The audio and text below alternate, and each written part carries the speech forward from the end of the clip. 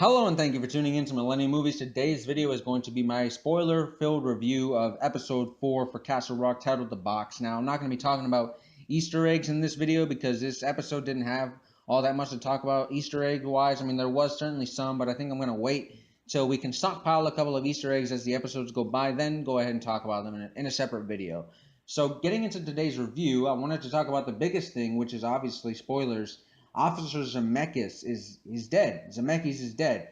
And, when you consider the fact that throughout the series thus far, he's been witnessing all this brutality and injustice that occurs inside the walls of Shawshank State Penitentiary, he just can't take it anymore. And once he thinks that he won't be able to testify in court to try and fix those issues, he goes on a shooting spree, killing many officers. And, of course, this leads to his death. So that was the biggest takeaway from this episode. I gotta say I liked his character. I liked the actor, so it's kind of a shame that we lost him so early. But at the same time, I think this is gonna if it serves the story, then so be it.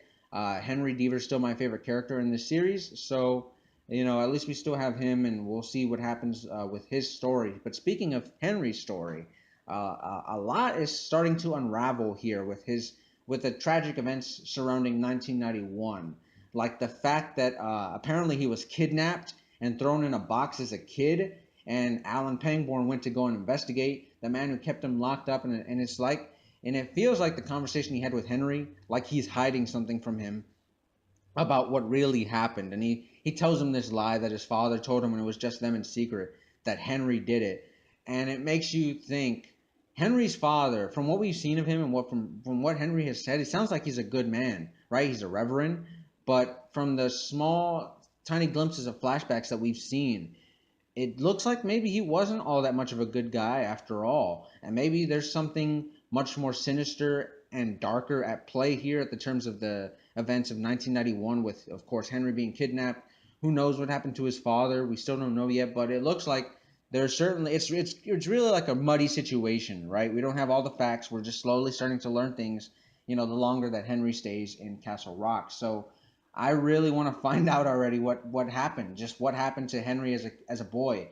But I think we'll get our answers pretty sooner rather than later. We're getting to the halfway point of Castle Rock, so I assume we're going to get those answers in the next couple of episodes. But one thing to keep in mind too, speaking of Henry not knowing anything about his childhood and what happened to him, is that much like Derry, Maine, there seems to be this like dark energy cloud that hangs over Castle Rock that makes you forget about all the bad things as soon as you leave. So, similar to how the losers can't remember anything until they get back. I think Castle Rock's the same way, and it's no coincidence really, how everything's just so connected in the Stephen King multiverse. But lastly, the thing that I wanted to touch up on was the fact that we know that the warden believes that the boy is the devil. He thinks that the devil is inside of him. He's the reincarnation of the devil. So we get further possible hints at that with Bill Skarsgård's character reciting the Book of Revelations to that one prick guy in a suit who I have no clue what his job is. It's like Red said from the Shawshank Redemption. They just give him a suit and teach him fancy words so he can have a job. But anyways, with his knowledge of the Bible and the fact that his touch apparently kills people, like he's got these supernatural, mysterious powers, it's starting to really appear more and more like he is some type of supernatural being, a demon, the devil himself. We don't know, but you have to consider when the Nazi prisoner touched him when they were inside the cell together.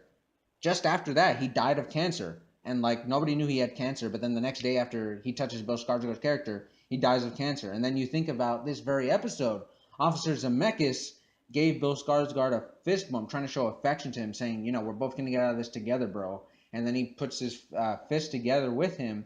And he touches him, and then, of course, later he snaps and gets himself killed. So, yeah, Bill Skarsgård's character means a lot of trouble for the citizens of Castle Rock. So, yeah, this was all the important stuff that happened in this episode. Slowly starting to unravel things. Really can't wait to see what happens in the next couple of episodes.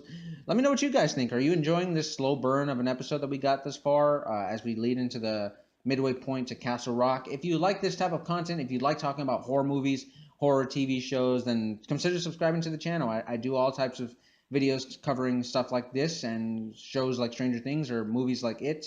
and all things of horror, really. Actually, too, I wanted to mention that I'm going to consider starting my own creepy stories slash horror tales that I want to put out weekly. If you would like to see that, please let me know in the comment section below. I'd love to hear your input on that.